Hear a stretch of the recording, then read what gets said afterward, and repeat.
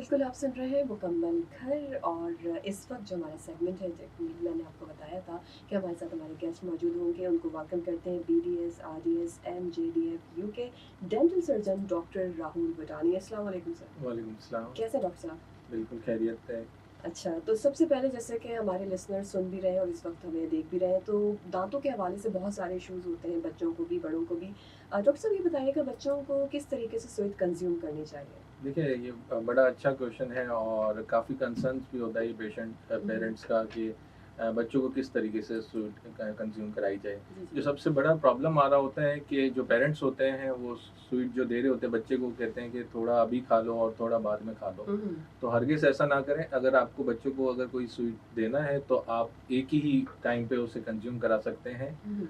और इसके अलावा आपको अगर जो भी स्वीट लेना है वो बिटवीन द मील्स दिया जाए ताकि उसकी जो है क्लीनिंग हो जाए। हुँ, हुँ। फूड का एक खुद का एक क्लीनिंग प्रोसेस होता है, जी, जी। जिसके ज़रिए वो जो चॉकलेट जो दाँतों के बीच में फँस रही है हुँ, वो हुँ। ईज़िली वाइप ऑफ हो जाएगी, तो वो प्रॉब्लम नहीं होगा। एक ठीक तो है। फ्रीक्वेंसी पे कंट्रोल करें हुँ, और हुँ। अगर देना है तो एक ही दफ़ा दे के उसको आप फिनिश करवाएँ। डॉक्टर साहब अक्सर बच्चे चॉकलेट्स और इस तरह की चीज़ें बहुत ज़्यादा खाते हैं जिसमें चॉकलेट है, पेस्ट्रीज़ हैं, केक्स हैं और साथ-साथ अक्सर माएँ ये करती हैं कि अगर बच्चा ज़रा-सा भी रोता है तो उसके मुँह में शुगर डाल देती हैं। बिल्कुल। ना तो वो ये सारी इस तरह की चीज़ें और बच्चा अगर रोते-रोते सो गया और शुगर उसने खाई भी है, तो ये चीज़ें दाँतों के लिए नुकसानदेह है? अच्छा, बिल्कुल ऐसा ही है। इससे एक बहुत कॉमन कंडीशन है जिसे हुँ, बेबी हुँ। बॉटल नर्सिंग कैरीज़ कहते हैं। हुँ, हुँ। वो बच्चे जो कि एक फ़ीडर का इस्तेमाल करते हैं और उसके अंदर चीनी डली हुई होती है, हुँ, हुँ। उसकी वजह से उनके सारे दाँत एक साथ सारे के सारे दाँत खराब हो जाते हैं। ये हुँ, हुँ। मोस्टली ऊपर वाले दाँतों को अफ़ेक्ट करता है और हुँ, हुँ। बहुत ही कॉमन प्रॉब्लम है हमारी सोसाइटी के अंदर। हुँ, हुँ। क्योंकि जो माएँ होती हैं वो एक फ़ीडर दे के बच्चे को विद शुगर, हुँ, तो हुँ। उससे ये प्रॉब्लम बहुत कॉमन हो जाता है।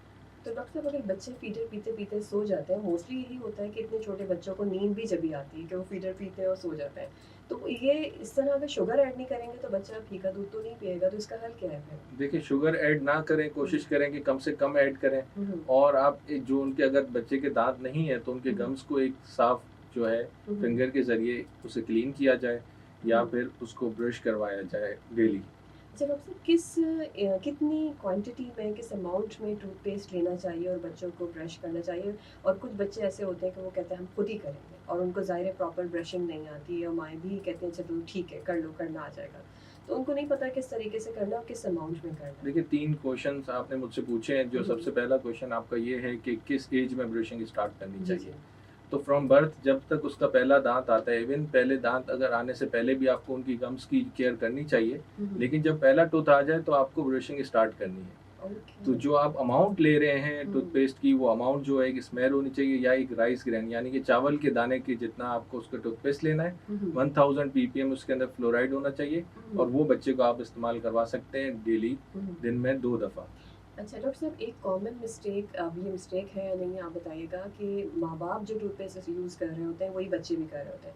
सो बच्चों के ब्रशेज़ और ऑफ कोर्स टूथपेस्ट अलग होने चाहिए या फिर उसी से ही कर लें? बिल्कुल, देखिए मैंने जैसे आपको हुँ, फ्लोराइड की एक अमाउंट मैंने आपको मेंशन की। हुँ, एक तो ये ज़रूरी है कि आप बच्चों वाला टूथपेस्ट ही लें। हुँ, हुँ, बच्चों का काफ़ी सारा ईज़िली अवेलेबल है हुँ, हुँ, क्योंकि मैं खुद प्रैक्टिस कर रहा होता हूँ, तो मैं सारी चीज़ें देख रहा होता हूँ। हुँ, तो हुँ, बच्चों के लिए स्पेशली जो डिज़ाइन्ड या स्पेशली फ़ॉर्मूलेटेड टूथपेस्ट जो है वो अवेलेबल है। हुँ, हुँ, और कोशिश ये करें कि 7 साल तक आप बच्चे को खुद ब्रश करवाएँ। हुँ, हुँ, 7 साल तक उनकी इतनी कोऑर्डिनेशन नहीं होती बॉडी की, हुँ, हुँ, तो 7 साल के बाद वो खुद कर सकते हैं, उसे परमिशन है बच्चे को। हुँ, और हुँ। 7 साल से पहले जो भी है वो माँ-बाप को खुद खड़े होके उनको खुद अपने हाथ से ब्रश करवाना है।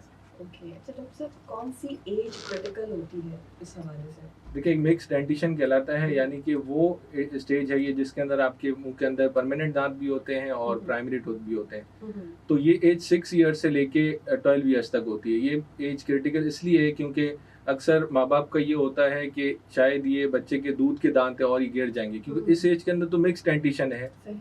ठीक है, तो आपको नहीं पता कि आपका परमानेंट दाँत खराब हो रहा है या प्राइमरी दाँत खराब हो हुँ, रहा है। हुँ, हुँ, हुँ, तो इस एज को इसलिए क्रिटिकल कहा जाता है और इसके अलावा इस एज के अंदर पेरेंट्स के काफ़ी कंसर्न होते हैं कि मेरे बच्चे के दाँत टेढ़े-मेढ़े हो गए हैं हुँ, हुँ, या जी। फिर स्पेसिंग आ गई है। हुँ, हुँ, तो उन चीज़ों से परेशान होने की ज़रूरत नहीं है, वो पीरियड उस पीरियड के अंदर ये चीज़ें कॉमन होती है। हुँ, हुँ, अलबत्ता आप एवरी 6 मंथ्स एक डेंटिस्ट को लाज़मी विज़िट करवाएँ, हुँ, हुँ। उस ख़ासकर उस पीरियड के अंदर जो कि उनके लिए इम्पोर्टेंट स्टेज है। हुँ, हुँ। अच्छा डॉक्टर साहब ये बताइएगा ओरल कैंसर की अलामात और निशानियाँ क्या हैं और कैसे पता चलता है कि ये प्रॉब्लम हो रही है? बिल्कुल, देखिए मेरी फ़ील्ड मैक्सिलोफेशियल सर्जरी है, मैंने एफसीपीएस की ट्रेनिंग अपनी मुकम्मल की है, under supervision of professor doctor Zahid Ali. हुँ, हुँ। तो हमने जो केसेस देखे हैं अब्बासी शहीद हॉस्पिटल के अंदर, हुँ, हुँ। काफ़ी ज़्यादा केसेस देखे हैं ओरल कैंसर के, और सबसे ज़्यादा कंसर्न ये चीज़ है कि बहुत ही यंग एज में, हुँ, हुँ। यू वॉन्ट बिलीव कि मैंने 20 इयर्स की एज के अंदर ओरल कैंसर डायग्नोस होते हुए देखा है, ओह! जिसका मोस्ट कॉमन कॉज़ जो है ये हुँ, हुँ। बीटल नट्स हो गए या ये गुटखा, छालिया, हुँ, जो बहुत ईज़िली अवेलेबल है लोगों के लिए, और हुँ। एक यही मर्ज़ जो लोगों को इतनी सारी परेशानियाँ हैं ज़िंदगी में, हुँ, उस हुँ। परेशानी से बचने के लिए लोग जो ये चीज़ें कंज़्यूम कर रहे हैं, हुँ, हुँ। उनका अंजाम बहुत बुरा है। और सफ़र जो मैंने करते हुए देखा है, हुँ, हुँ। ख़ास तौर पे मुझे बहुत ज़्यादा दिली अफ़सोस होता है इस हुँ, हुँ। चीज़ को देखते हुए कि जो पेरेंट्स होते हैं या जो पार्टनर्स होते हैं, जो वो सफ़र कर रहे होते हैं, हुँ, हुँ। सफ़रिंग तो उनके लिए होती है। सही है। पेशेंट तो जो है अपनी चीज़ अपनी गलती की सज़ा काट रहा है, लेकिन हुँ, हुँ। पूरी फैमिली और उसके बच्चे सफ़र कर रहे होते हैं। दूसरा ये है कि ओरल कैंसर एक और वजह भी है उसकी। हुँ, अगर हुँ। किसी के मुँह के अंदर भी दाँत कोई टूटा हुआ है या कहीं से चुभ रहा है, हुँ, हुँ। तो वो लग-लग के वहाँ पे ओरल कैंसर करवा सकता है। यानी कि ऐसे लोग जो कि छालिया पान नहीं खाते थे, लेकिन फिर भी उनके अंदर ओरल कैंसर हो गया। रीज़न ये था हुँ, हुँ। कि उनको वहाँ पे बार-बार ट्रॉमा हो रहा था। ओके। इन चीज़ों को मैं एक मैसेज देना चाहूँगा हुँ, हुँ। कि कोई भी ऐसा ज़ख्म आपके मुँह के अंदर जो कि 15 दिन से ज़्यादा रहे, जी, जी। लाज़मी उसकी तशख़ीस कराएँ, लाज़मी अपने डेंटिस्ट को या मैक्सिलोफेशियल सर्जन्स होते हैं जो कि इस स्पेशलिटी के लोग होते हैं जो कि डील कर रहे होते हैं, हुँ, हुँ। तो उसकी तशख़ीस लाज़मी कराएँ। अगर हुँ, आपको कोई भी सुनपना वहाँ महसूस हो रहा है या हुँ, हुँ। ब्लीडिंग हो रही है उस ज़ख्म में से, हुँ, या हुँ। वो 15 दिन से ज़्यादा, मैं 15 दिन इसलिए कह रहा हूँ हुँ, हुँ। क्योंकि अगर लोकल ट्रीटमेंट से 15 दिन में रिज़ॉल्व नहीं हो रहा वो अल्सर या वो छाला, जी, जी। तो ये लाज़मी इसका चेकअप होना चाहिए। ओके, बहुत मुफ़ीद जो है गुफ्तगू हो रही है। अगर आपका भी कोई क्वेश्चन है इसी हवाले से, दाँतों के हवाले से और ब्रशिंग के हवाले से, बच्चों से रिलेटेड या आपका अपना खुद कोई मसला है, तो बिल्कुल डायल कर सकते हैं 111-111-107। आप सुन रहे हैं अपना कराची एफ़एम 107 और बल्ले बल्ले एफ़एम नेटवर्क कीप लिसनिंग। बिल्कुल, आप सुन रहे हैं मुकम्मल घर, this is me Huma Kashif. हमारे साथ मौजूद हैं डॉक्टर राहुल बुरानी, जिनसे हम बातचीत कर रहे हैं दाँतों के हवाले से, उसकी सफाई के हवाले से, ब्रशिंग के हवाले से। और इसी वजह से हमें कॉल्स मौसूल हुई हैं। हमें समद ने कॉल किया और ये कहते हैं कि रेगुलर डॉक्टर साहब भी ब्रश करते हैं, लेकिन उसके बावजूद भी इनके दाँत बहुत पीले हैं।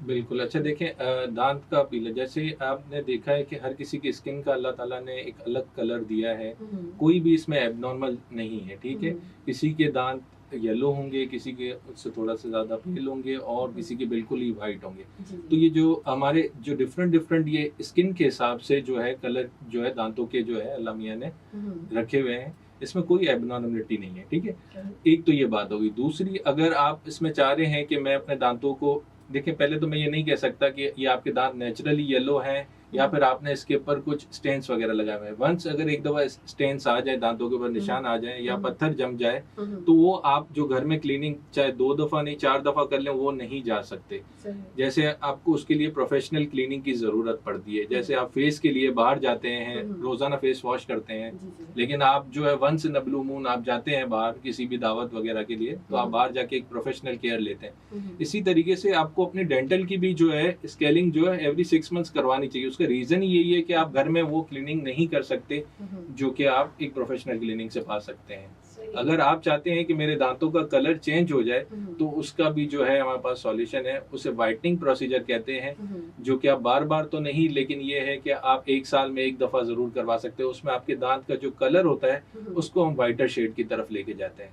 ओके। अच्छा डॉक्टर साहब ये बताइएगा, हसीन ने हमें कॉल किया और ये कहते हैं कि इनको ठंडा-गर्म बहुत ज़्यादा लगता है और एक आध दफ़ा उन्होंने सफाई करवाई, वही मिथ की जो भी हम ऑफ एयर बात कर रहे थे, कहते हैं कि उन्होंने कुछ की शैतानी की और मेरे उसके बाद से ही कहते हैं सफाई के बाद से दाँतों में ठंडा-गर्म ज़्यादा लगता है। तो ऐसा मुमकिन है डॉक्टर साहब? अच्छा देखिए, बिल्कुल ये मुमकिन है, मैं कभी भी पेशेंट को गलत नहीं कहता हूँ, मैं हुँ, उसकी हर बात सुनता हूँ और हुँ। उसके रीज़न के पीछे ज़रूर जाता हूँ कि हुँ, क्या हुँ। रीज़न होता है। हुँ, देखिए, हुँ। बात यूँ है कि जब आप स्केलिंग करवाते हो तो आपके जो पत्थर जमा हुआ है, वो पत्थर जिसने दाँतों को मसूड़ों को नीचे कर दिया है, हुँ, जहाँ हुँ। रूट एक्सपोज़ हो गया, वो पत्थर ने कवर किया हुआ है। हुँ, हुँ। जैसे ही आप उस पत्थर को हटाओगे तो आपको सेंसिटिविटी फ़ील होगी। हुँ, हुँ। ये इस चीज़ को कोई डिनाई नहीं कर सकता, कोई भी डॉक्टर ये नहीं कह सकता कि अगर वो पत्थर हटाने के बाद भी सेंसिटिविटी ना हो। हुँ, हुँ। हाँ, अलबत्ता ये है कि उनके डॉक्टर को उनको लाज़मी बताना चाहिए था कि ये ठंडा-गरम लगना हुँ, हुँ। एक नॉर्मल सी बात है, 10 से 15 दिन तक लगेगा और उसके लिए टूथपेस्ट और माउथ वॉश देने चाहिए थे, जो कि डिसेंसिटाइज़र कहलाते हैं। हुँ, हुँ। या तो हम लोग उसी टाइम पे ऐसे पेशेंट्स के अंदर बॉन्डिंग हीलिंग एजेंट्स लगा के उनके जो ट्यूब्यूल्स एक्सपोज हो चुके हैं उनको हम पैक कर देते ताकि पेशेंट को इस तरीके का प्रॉब्लम ना हो। बाकी इनका बिल्कुल वैलिड क्वेश्चन है और इसका सॉल्यूशन बिल्कुल अवेलेबल है। अगर आप जो भी नियर डेंटिस्ट हैं आपके, आप वहाँ जा सकते हैं और जो मैंने चीज़ें डिस्कस की हैं आप वो सॉल्यूशन इसका ले सकते हैं। ठीक है, हमें सैफुल्लाह साहब ने कॉल किया और ये कहते हैं कि इनके मुँह में हर थोड़े दिन में छाले निकल जाते हैं और खुद ही भी गायब भी हो जाते हैं, सही भी हो जाते हैं, लेकिन आ जाते हैं हर थोड़े दिन में। तो डॉक्टर साहब इसकी क्या रीज़न है? अच्छा, इस कंडीशन का नाम जो है, मैं नाम हर कंडीशन का लेना पसंद इसलिए कर रहा हूँ क्योंकि आजकल लोग जो है नेट के ज़रिए सारी चीज़ें अवेयर हैं, सब चीज़ें खुद से सर्च करते हैं। इवन मेरे पेशेंट्स जो मेरे पास आ रहे होते हैं तो वो आधे डॉक्टर पहले से ही हो रहे होते हैं, तो क्या मैं, और इसमें मुझे खुशी होती है कि पेशेंट जो है पहले से ही अपनी जो भी मसला है उसके बारे में पढ़ के आए, तो मुझे उससे इंटरेस्ट होता है बात करने में, उसकी बात सुनने में। तो ये जो मसला है इनका जो इनका क्या मसला ये क्या है है कि छाले हर थोड़े दिन में हो इस जाते हैं। कंडीशन को रिकरेंट एप्थस अल्सर कहा जाता है, यानी कि छालों का बार बार हो जाना। इसका जो मोस्ट कॉमन कॉज है वो है स्ट्रेस। एक तो सबसे बड़ा कॉज है स्ट्रेस। ये अच्छा। खुद से हो जाते हैं और ये खुद से खत्म हो जाते हैं। इसकी 3 टाइप्स होती है, एक माइनर होते हैं, एक मेजर होते हैं और एक हर्पीस फॉर्म होते हैं। जी, जी। तो वो हमें देखना पड़ेगा कौन सी टाइप है इनकी। इसके वायरल कॉज भी होते हैं, बैक्टीरियल कॉज भी होते हैं और जीआईटी अपसेट। अगर वो खाना पीना मिर्चों वाला खा रहे हैं या बाहर की चीज़ें जंक फूड का ज़्यादा इस्तेमाल कर रहे हैं, जिस वजह से इनको ये रिकरेंट एप्थस अल्सर हो रहे हैं, इसमें कोई परेशानी की बात नहीं है। इनकी मैनेजमेंट के अंदर हम लोग स्ट्रेस मैनेजमेंट करते हैं। अगर उनको एसिडिटी वगैरह का इशू है तो फिर उनको फिर किसी भी प्रोटॉन पंप इनहिबिटर पे रख के ताकि उनके पेट की जो एसिडिटी है उनको कम किया जाए, तो ये मसला बिल्कुल हल हो सकता है। और नींद बिल्कुल लाजमी इसमें पूरी करें ताकि आपको इस मसले से कम फेस करना निजात मिल पड़े। सके। ठीक है, इसके साथ हमें एनी इलियास साहब ने कॉल किया और ये कहते हैं कि हम छोटे बच्चों को अक्सर चाय दे देती है माएँ। तो पहला तो इनका ये क्वेश्चन है कि क्या चाय देनी चाहिए या बिल्कुल नहीं देनी चाहिए? क्या ये दांतों के लिए नुकसानदेह है? देखिए, चाय बिल्कुल दांतों के लिए भी नुकसानदेह है और उसका पूरी बॉडी पे भी इम्पैक्ट होता है।